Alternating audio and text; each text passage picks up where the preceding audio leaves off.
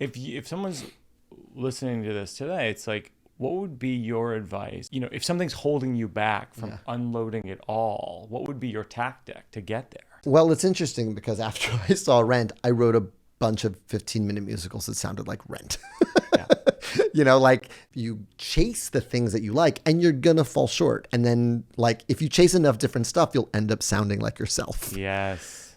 I think that's I think that's the whole thing. The thing I've always admired about your work is you go big. You know what I mean? Like you and this concept album is a perfect example of that. I mean, first of all, it's star-studded. Yeah. I mean, Lauryn Hill is on it. Ghostface Killah is on it. You know, like it's kind of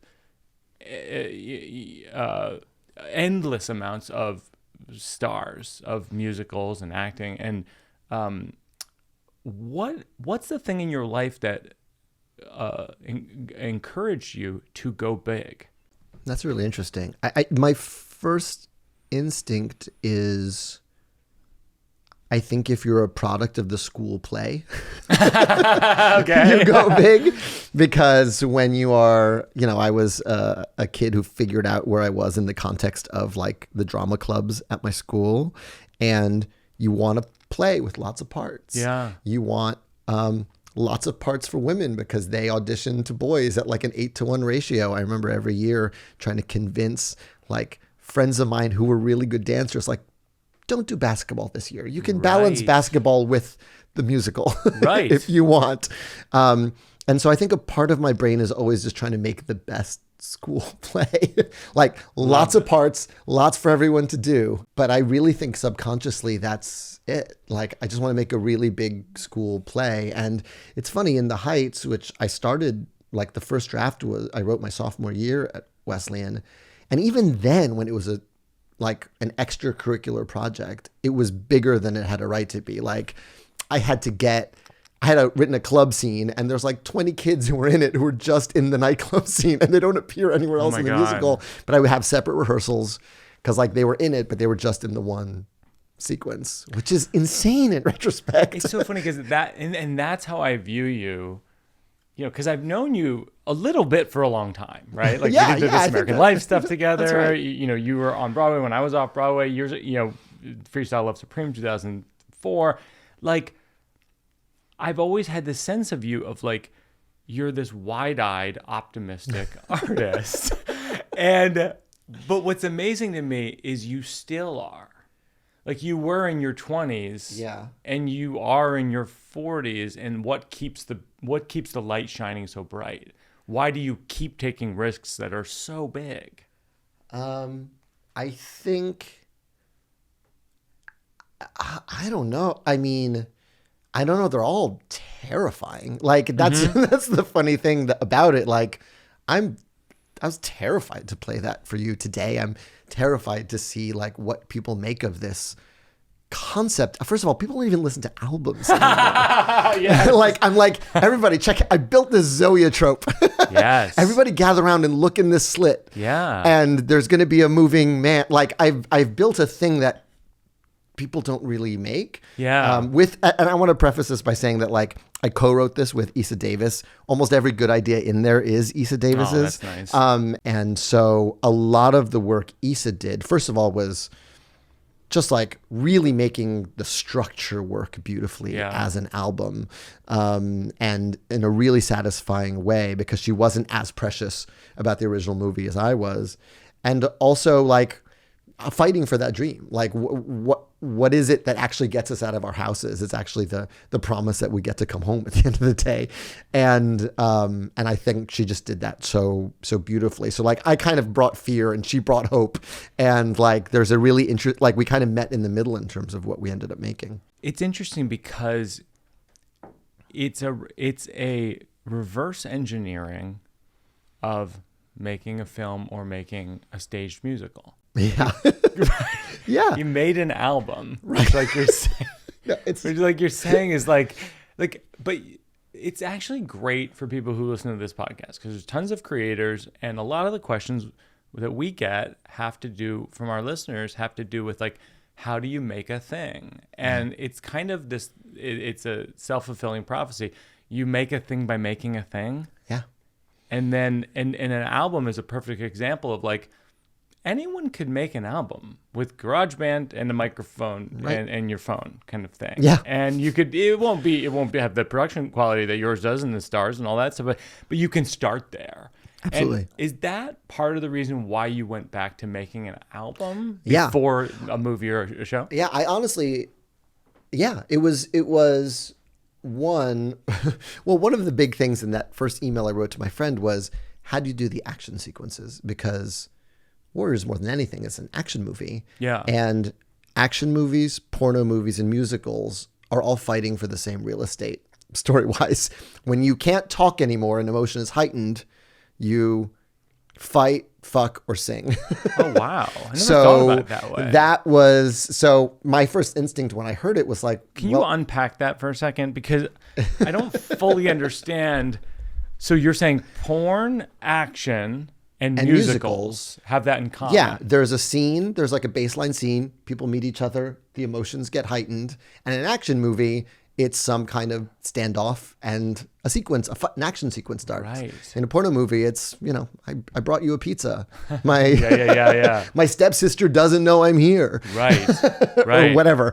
Yeah. And then in a musical, it's, what is it that brings them to the brink of song or dance. Right. And so part of doing it as an album was like, well, I get to kind of short circuit that because I'm actually creating the action sequences in your head. Yeah. And so Issa and I really approached each action sequence with like, how does this one work? Do we want to dilate time and break down what's literally happening? Do we want to have a amazing sort of musical montage and at the end of it they're beat up? Yeah. And we really kind of approached each action sequence really differently to paint it in your head, which was a really fun and exciting challenge and kind of a workaround for what I saw as the biggest obstacle to making Warriors musical, which is but they can't sing while they're fighting each other. Right. You need your breath control in your lungs, and how's that going to work? It's so funny. I have a couple memories of you. One is I saw Hamilton at the Public, and to see that show on Broadway is stunning. To see it in a room with a few hundred people is almost experiential. Yeah. Because how many people are on stage? 50? Yeah, it's 34 of us versus the 300 in the audience. Yes! Versus. It's got a little West Side Story going on with the audience. It really is experiential if you see it in a room like that. And it was stunning. And then afterwards, after you put your soul on the floor, you were out in the lobby shaking hands, signing programs, and taking selfies. Yeah, I really missed that vibe of it because... there's something about you all just come out into the same lobby that creates a civility.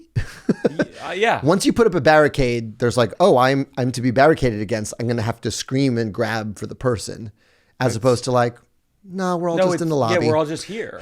We're all just here. Well, which is one of the great lines on your album, which is we're all just in the subway going home. Yeah. It's beautiful. Yeah.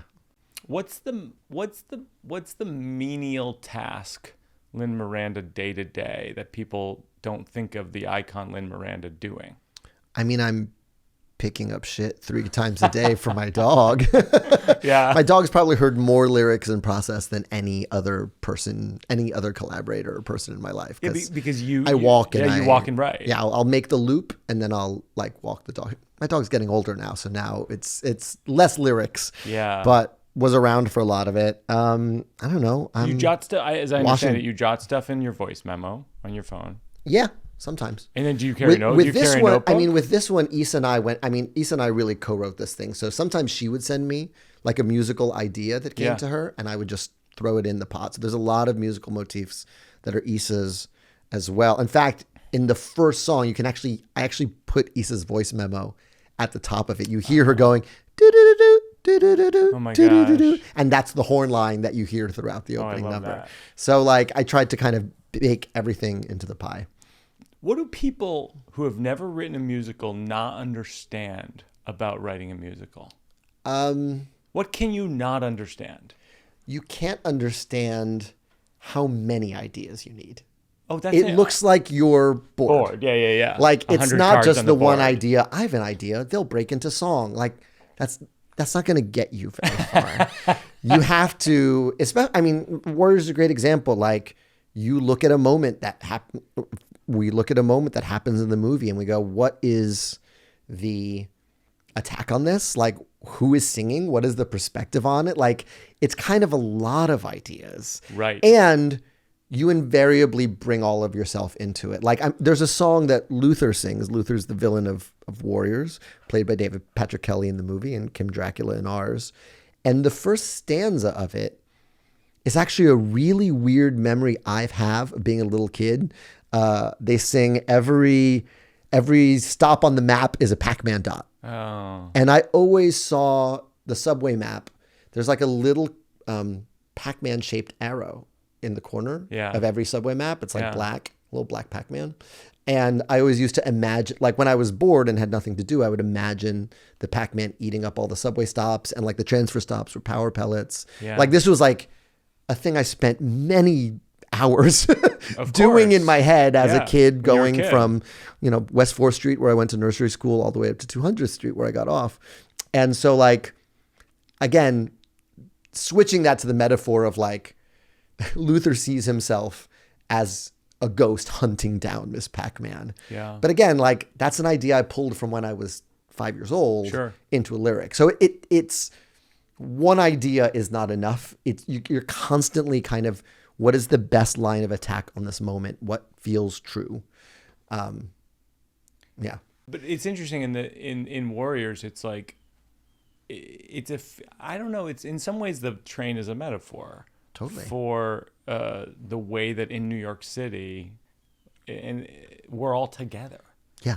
And to me, that's the most beautiful scene in the film. There's a moment where the Warriors have like fought fucking everybody, and they're on that last stretch on the yellow line from Union Square to, Stillwell Avenue in Coney Island.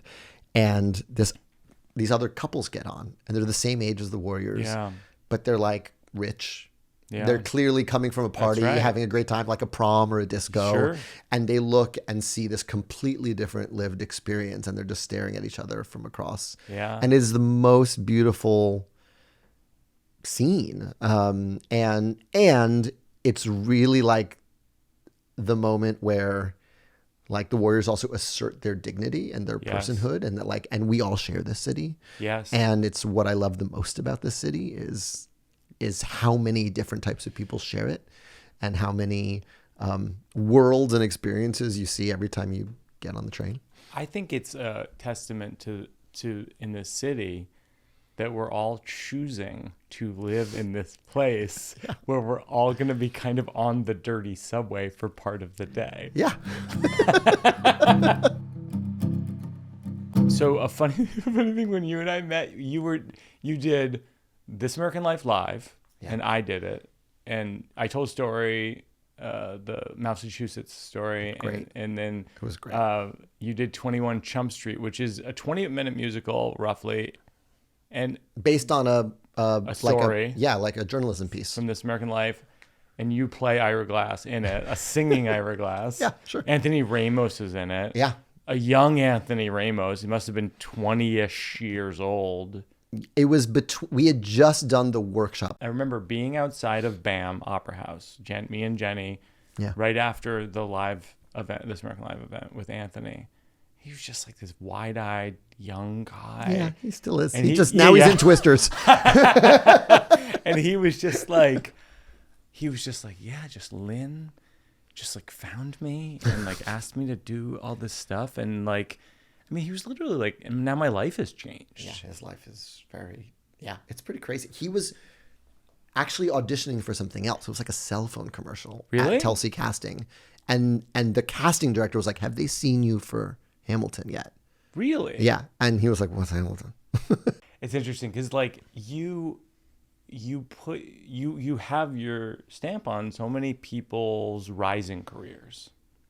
like Anthony blew up from that. A lot of these guys who you work with blew up from it.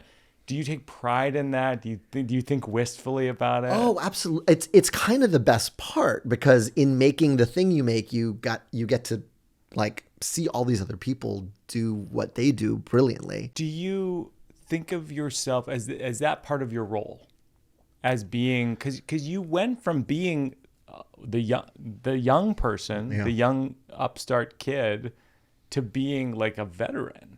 Do you see it as a responsibility? I never thought of it that consciously until Stephen Sondheim died, who was kind of the encourager in chief for our entire line of work. Yeah. Like, I'm sure you saw, like, after he passed, like, there's a Instagram handle called Sondheim Letters, where it's just like letters of encouragement or response. He somehow wrote everybody back all the time. I have no idea how he wrote so many shows. Yeah.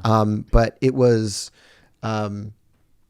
that was one of those moments where, like, you're looking around for the grown-ups and now you're the grown-ups. Yes. Yeah, we're the grown-ups thing is really interesting, because it's like, I don't feel like a grown-up.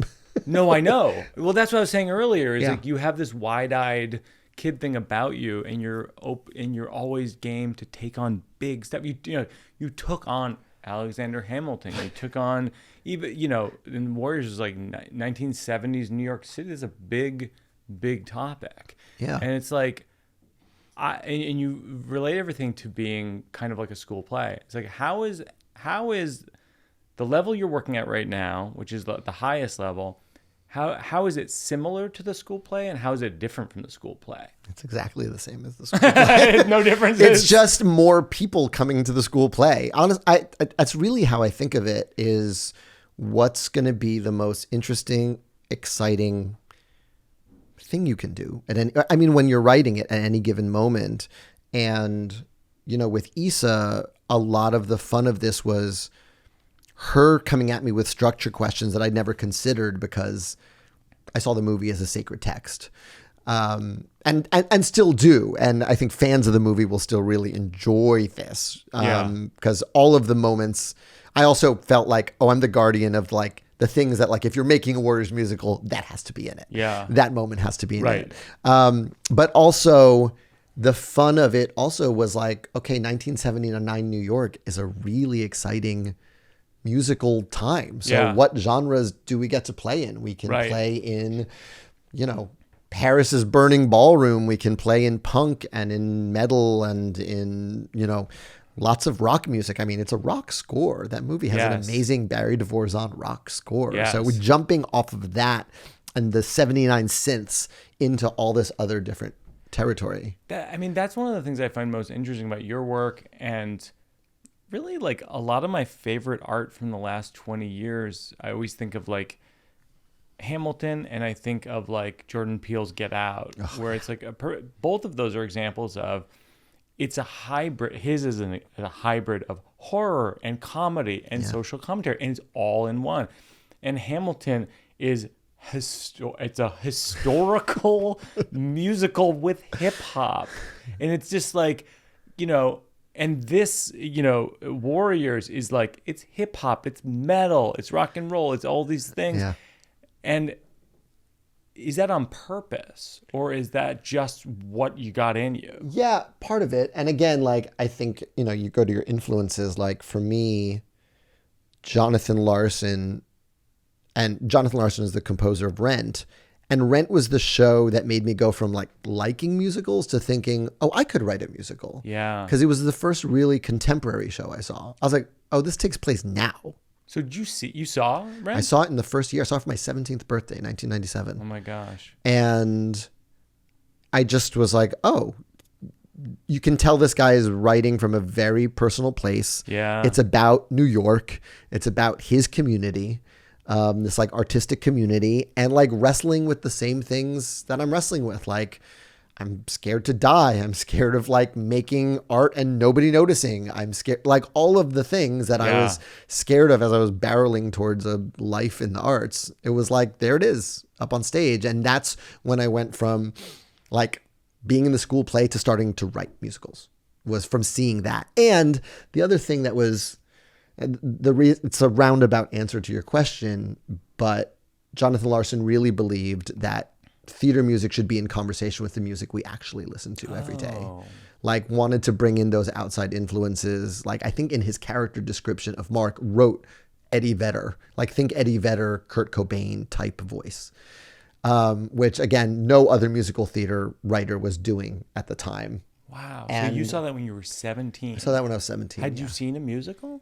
I'd seen the holy 80s trinity of like Phantom, Les Mis, and I got TKTS tickets, and I guess Cats. I saw Cats. Oh, nice. When I was a kid, I was on a school trip. I was very scared. Yeah. Wow. But like those are the only three I'd seen, but I'd listened to a lot more, and I'd been in the school play. Yeah. So I really learned musicals by like being in shows, being in Pirates of Penzance and Godspell and stuff. Yeah, there was nothing. I remember listening to Rent. I never saw it, but I remember listening to it when the Cast album came out and just being completely floored. Yeah, just being like, well, this sounds like music I would really like. There's real pop music here. There's real rock and roll here. Like, it's telling a story, so it's not exactly, it doesn't sound like Pearl Jam or Nirvana, but it's reaching for it, and it's in conversation with popular music.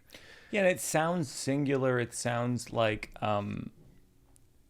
someone, in this case Larson, just like he's kind of unloading everything from his heart and his soul, and it's just all there. Yeah, it's so personal. Yeah, it's so personal. Yeah, and it's just like if someone's listening to this today, it's like, what would be your advice for arriving? Because I feel like you're like that as well. How do you arrive at that point where if something's holding you back from unloading it all, what would be your tactic to get there? What would be your advice? Well, it's interesting because after I saw Rent, I wrote a bunch of 15-minute musicals that sounded like Rent. Like they're vaguely pop rocky, and they all just sound like, Jonathan Larson D-sides. Sure. And I think what happens is you form your taste. Yep. You chase the things that you like, and you're gonna fall short. And then, like, if you chase enough different stuff, you'll end up sounding like yourself. Yes. I think that's applause break. I think that's the whole thing. Working it out, applause break. That's it, right? Yeah, End like of story. Yeah, you will sound like the heroes you're chasing at first, and then you will figure out what is the thing that only you can write, but you have to get there through trial and error. What was the leap of Hamilton going from this musical you worked on and lived in for years and years and years to, in the pandemic, it exploding into the world? Yeah. The entire world. It was... because it was streaming. The film of it was streaming. Yeah. And so it went from probably an audience of millions to hundreds of millions. Yeah. I went back to therapy pretty quick. Like, I've had the same therapist since I was 19. I go for specific times, and I called him, I think, July 5th. The first spit take. Because also we were home. Working it out. There was no... It's almost too much to let in. In a lot of ways, it was all the discourse about Hamilton, positive and negative, at the same time. Yes. Like, to an nth magnitude. The internet exploded. And you can't take all that in. And there was nowhere to go with it. Like, when I was in Hamilton, my therapy over, like, the reaction to Hamilton was being in Hamilton. Like, for 2.5 hours every night, I had one job. And it was, like, live that life from the beginning to the end of the show. Yeah. And during the pandemic, everyone had it. Everyone was yelling at me. And that's how I experienced it. And loving it. And loving it and hating it. And all of it. And I had nowhere to go with it. I was just home. Much more people loving it. The louder people hated it. Yeah. And the lesser group of people hated it. But they're so loud on the internet. Right? They're all the same volume on the internet. They're all the same font. Yeah, they're all the same font. They're all the same. They're all the font of the New York Times. I called my shrink back up and was like, I have some more stuff for us to, like, literally the shrink I saw when I was 19 years old and had my first breakup. Yeah. I was like, I got more stuff. It's different stuff. Let's go. It's crazy because it was it's such a revolutionary show, and the casting of the show, I feel like, has been repeated in so many other shows. Yeah, now. that's been a very nice legacy of it. Yes. Yeah. I mean, how do you feel when you see shows that have just casts that you wouldn't expect? Well, again, like taking it back to when I first met Issa, that was Passing Strange and In the Heights, and we were the black and brown shows. Yeah. Like, we were it. And I remember people asking me, like, wow, such diversity, 2 shows. Yeah. Like, and people asking me at the time, do you think this is going to change the makeup of what we see on Broadway? And I said, no. Because I know Stu started writing his show in 2000. Yeah. I started writing my show in 2000. It took us 7 years to get here. Yeah. So if anything's going to change, it's not going to be next season. Yeah. And it wasn't. And what was exciting about Hamilton was that we had a cast as diverse as the cast we have, and it did well. Yes. So it was sort of like it destroyed the notion of... It exploded the concept of you need to cast literally. Right. Hamilton has to be a white guy, etc. Yeah. Burr has to be a white guy, etc. Right. It completely changed the game.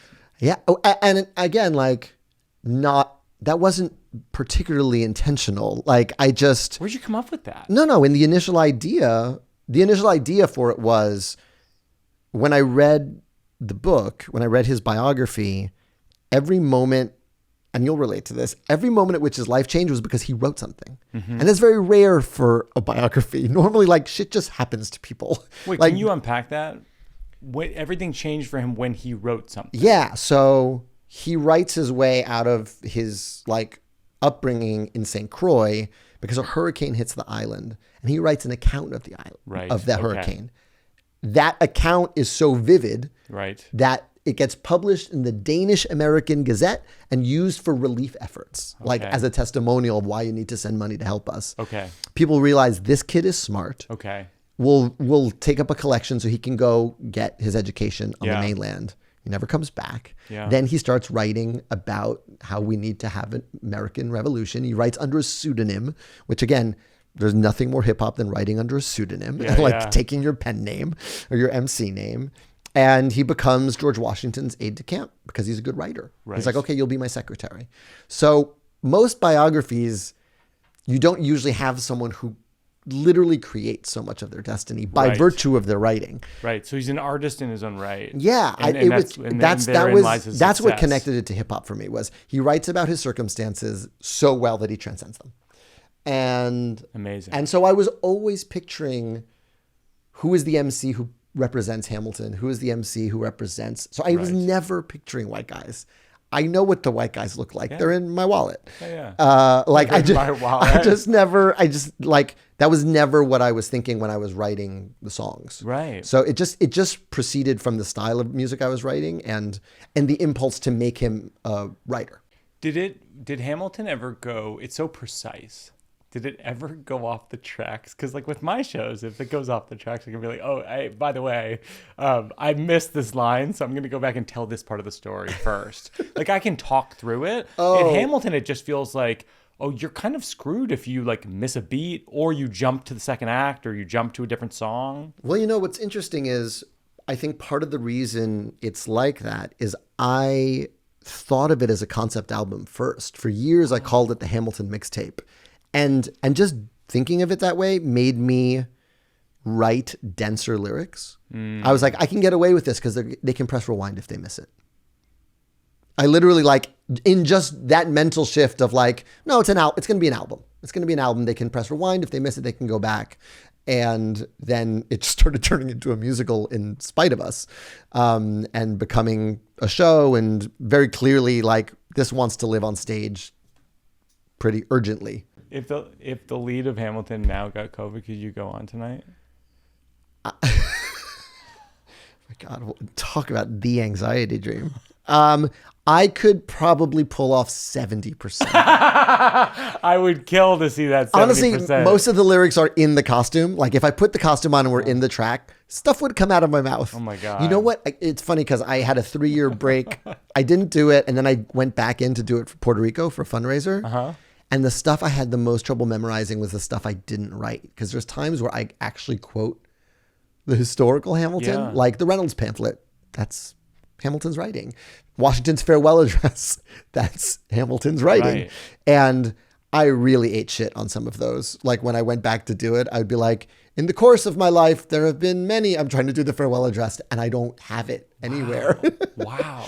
I mean, what's crazy too is like that as the lore goes, you performed this at the White House for Obama in 2009. Before it was a full musical. I had not even finished writing that song. Like you're working it out at the White House. the gig was like, all right, I got to write a hook for these 2 verses I have. No, what? How do you get the confidence to work out new material at the White House for the president?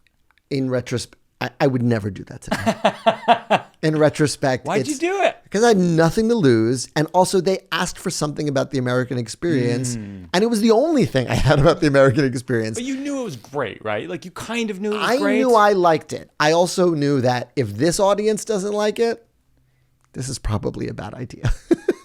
True. You know, it was sort of like, this is like the White House evening of poetry and spoken word. If it doesn't play here, yes, like let's reconsider what we've been working on. That era, was this 2008 or so? It was 2009. Yeah. It's like the moment of hope in America. Obama's president I remember it very well. Yeah. It feels different now. Does it feel different to you? Yeah, but it's funny. Like the show is the show. Right. So, you know, and again, like one idea can't get you through writing a musical. Right. So, you know, there are people who kind of talk about it as an Obama era musical. And I guess technically that is true. That is the era in which I wrote it. But I also remember how the line "immigrants, we get the job done" played when Trump was president. And it went from like, ha ha ha ha, to like, fuck. Right. Yeah. Like it became this like defiant thing it's to anthemic. Like, it's an immigrant so anthem. Yeah. Just different things hit differently in the same way that when you revisit a piece of art in a different point in your life, different things sort of jump out. Yeah. Okay. This is the slow round. What are people's favorite and least favorite thing about you? I think I think that I'll start with the least favorite. I think that just like my focus and presence. Yes, like, yes. Are you here? Are you actually here with me? Are you daydreaming? Are you in your phone? Like, like I can, you know, a thing my wife has said often is like, are you here? Yes, yes. Because I'll spin out. And so that's probably the most annoying thing about me is that like we can be in a conversation and then I can go somewhere else over here. That's fucking annoying. Right. And then you know, but I'm a pretty loyal friend. I'm a pretty good hang. Like I have like my friends that I like are all my friends from elementary school and high school and college. Like I'm changed a lot. Yeah. Did your life go the way you expected it to go? Beyond my wildest dreams, but I'd be lying if I said they weren't my wildest dreams. Like it wasn't like I never expected it. Right. Like I wrote shows and I hoped people would see them. Like I worked very hard. And then they did. And then they did. And that's the part that's great and the part I'm really grateful for. But there's, you know, I also wanted to be like a Hollywood stuntman when I was a kid because I watched lots of action movies as a kid, but I don't like getting hurt or heights or falling. Sure. So that was Chevy Chase like falling at the beginning of Saturday Night Live was about as stunty as I could get. Yeah. And anything else was scarier. What's the best piece of advice someone's given you that you used? I mean, my mom, who I think intuited that I was a very sensitive kid, like really hit me with, it's all grist for the mill. It's all material. Like when I was really young, she would say like, well, if you want to be a writer, like remember this. Yeah. Like if I was really going through a hard time, she'd go, don't run from it. Remember it. You're going to need it. At some point. The Nora Ephron documentary, they talk about that a lot. Yeah. It's all copy, right? It's all copy. Yeah. Yeah. So my mom like hit me with that young, and it became a lifesaver. Like in your darkest moments, there's a part of you that's like, as Sondheim said, always standing by, like observing it. Yeah. So that you can use it later if you need to. I say that on this podcast all the time, is it's just the most frustrating things, the most angry things you're angry about, just write them down. Yeah. It's so therapeutic to just zoom out and look at it. As opposed to like how much space it takes up in your head. Yeah. Do you remember a time in your life where you were an inauthentic version of yourself? Well, it's interesting. Like, I think that the code switching that happens when your parents speak Spanish at home and you speak English at school, it happened for me really young because I got into Hunter, which is, it's a public school, but you take a test to get in. And I went from just being Lin-Manuel all the time to Lin at school and Lin-Manuel at home. And suddenly I had two names. And this is not like breaking news for anyone who's got like a hard to pronounce name who suddenly has to go into the school system. But like that was the beginning of it. And it happened so young that I didn't even really notice. And I think that to your earlier question of like, how do we find our voice? I think in the Heights, which I started writing my sophomore year, was the first time I brought Lin-Manuel and Lin into the same room, onto the same page at the same time. It was like the stuff I was learning in theater, and it was the music I grew up with, the neighborhood I grew up in, and like all the stuff that mattered to me. And it's like the moment where I never felt like I was being inauthentic in either of those places. I was just being the easiest to pronounce version of myself. How would you describe those two people?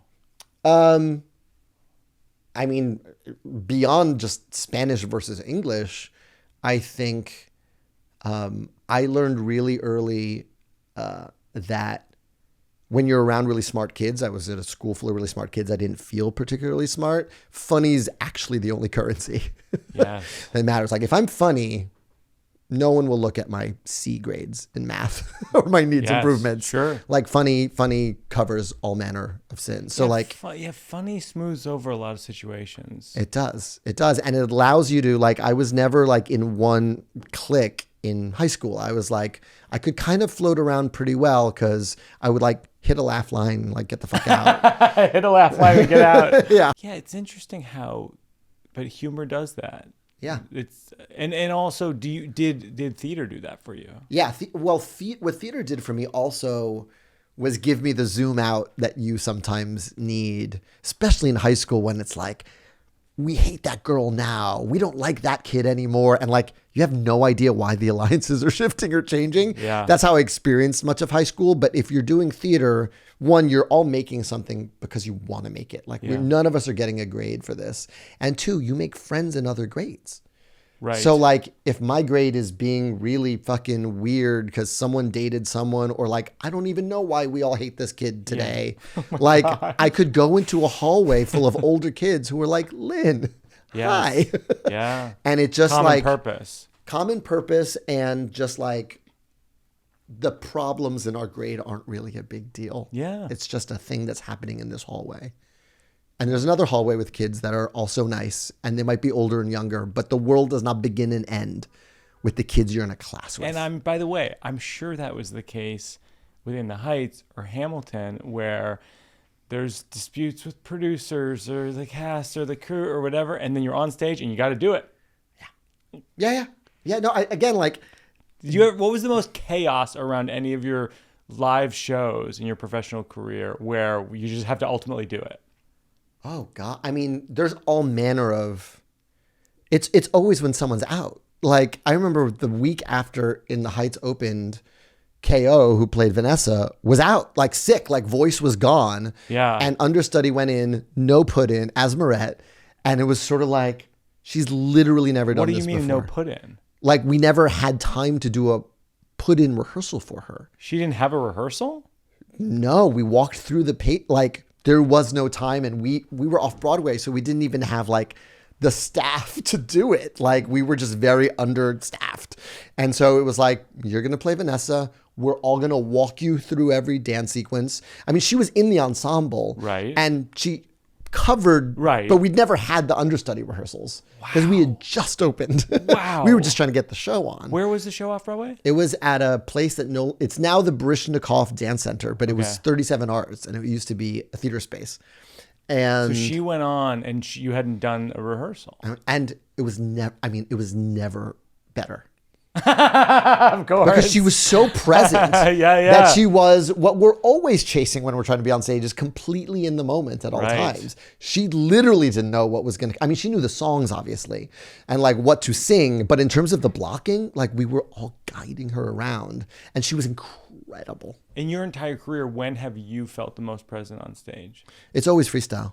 Oh, really? Yeah, because we don't know what we're going to do. Yeah. It's the anxiety dream made flesh. Yeah. Like, we're going on stage, we're getting a verb, yes, and we're going to do a show, and we'll just proceed from there. And I think it's the secret. Like, for me, it's the opposing muscle group of my writing, because I can never buy into the notion of writer's block. Like, I did a 90-minute show with my friends last week, and we came up with something. One thing I'm doing in my new show, which is, I think it's going to be announced by the time we get to this, this comes out, is I'm playing The Beacon, and it's called The Good Life. And it's, and one of the stories I tell, because I'm talking about, like, yeah, I'm sure you can relate to this. You have 2 kids. It's like, you have this thing where you just go, it's like we were talking about earlier. You realize you are the adult. Yes. Right? And you go, oh, they have questions. And I do not have all the answers, right? Yeah. And so I talk about that in relation, thematically, that's what a lot of the show is about. And like, and I talk a lot of, how do I explain drugs?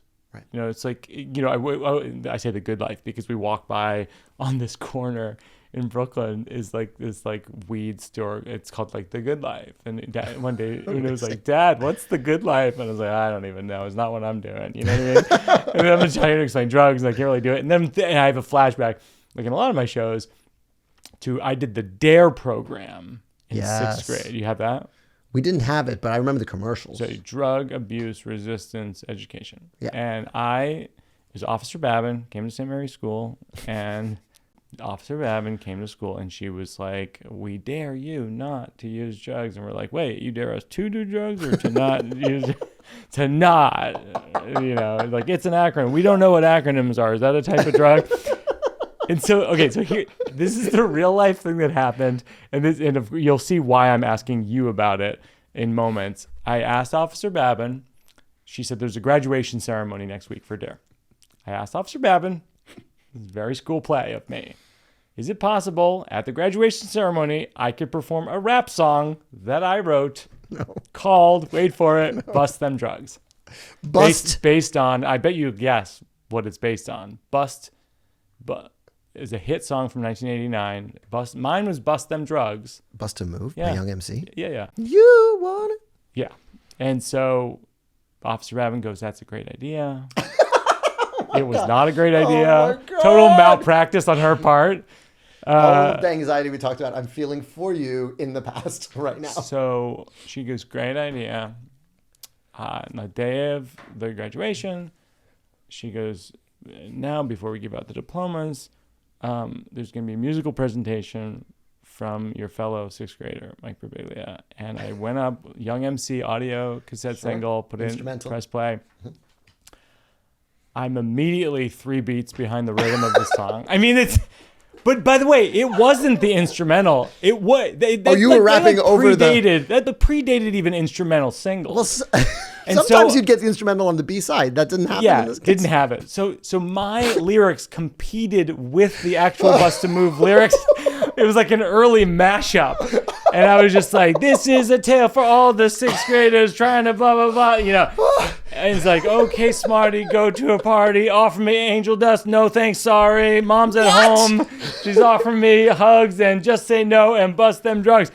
And I say to the audience, and it was not well received, but I haven't used drugs to this very day. So in a way, that program worked. I also didn't lose my virginity until I was 20, so it worked on a lot of levels. And then I go, so how do I explain that to my daughter? You know, I'm like, that's what the good life is. That's great. But what? So if you could go back and coach the 6th grade Mike Birbiglia on how to rap about drugs, what would that advice be? Oh, Jesus Christ. I would coach you to not do it. Of course. So the last thing we do in the show is working out for a cause. Is there an organization you like to contribute to? We will contribute and link to them in the show notes. There's always the Rise network that I've been a part of, which it's similar to Ava DuVernay's Array network, which is basically, it's a free database for people from underrepresented groups who work in theater. So it's kind of trying to tackle the other side of the diversity issue theater has, which is the lie that there are no talented, designers of color, technicians of color. It is literally a database full of resumes of exactly that. And so we've been, we launched it like a year and a half ago. And what a phenomenal idea. Yeah. And it's just, I have a profile on there. If you work in theater, you should put your profile on there. And it's just a way of trying to create the same diversity behind the scenes that we've tried to create with, Hamilton and shows on stage. I don't know how you do all this stuff. You're legendary. You've won Tonys and a Pulitzer, all this stuff. And you're on the subway and you're walking your dog, around Manhattan. I did get recognized on the train here in my transfer from the A to the F. Like at J Street? At J Street. A lady and her daughter was like, "You look lost." Well, this is the and she was like, "We're big fans and you look lost." Yeah.